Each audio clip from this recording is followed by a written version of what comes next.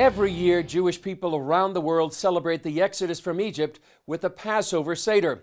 One of the key elements is unleavened bread or matzah. And if a whole country eats matzah for a week, that's a lot of matzah. Take a look at how they make matzah in Israel. The Bible calls it the bread of affliction, unleavened bread or matzah. Every year, the Jewish people are commanded to retell the story of their exodus from Egypt and to eat unleavened bread for 7 days.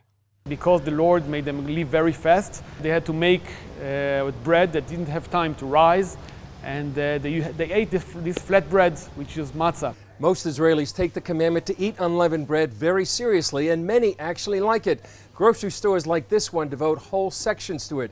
And besides regular matzah, you can get egg, whole wheat, and even choco matzah. The regular matzah must be made of flour and water only. The flour would look to you and act like regular flour, but it's not regular flour. Roy Wolf is vice president of Matzot Aviv. He told CBN News the whole process, from mixing to rolling to shaping to baking, must be finished in 18 minutes, because the moment water touches the flour, it starts rising. In reality, our process is much faster. We want to be as efficient as possible, and the whole process takes no longer than 3-4 minutes.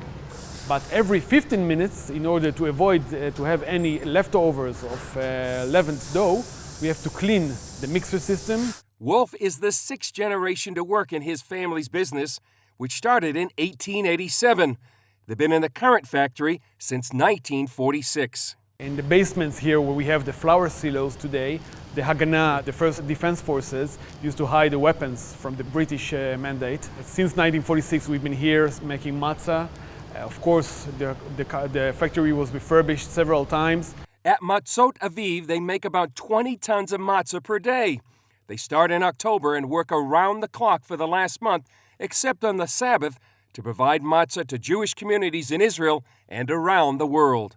We are exporting to over 35 countries, to all Jewish communities around the world.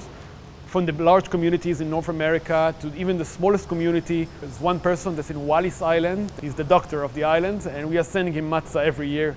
And so he will be able to have a seder with matzah from Israel. But we also have Christian communities buying matzah in countries like Korea and Singapore, where I've been told that in some churches it's been used as the holy bread. The Last Supper would have been a Passover seder with unleavened bread. Because of that, many Christians like to take communion with matzah. Some even say that the design of the matzah, striped and pierced, is symbolic of the Messiah himself. You might think with all this matzah making that the Wolf family would get tired of Passover, but not so. We're waiting for this seder. We usually come very tired to the seder because I'm working until the same day in the afternoon. But it means a lot. This holiday, of course, means a lot to us. One Israeli compared matzah to a data drive, passing along information from generation to generation.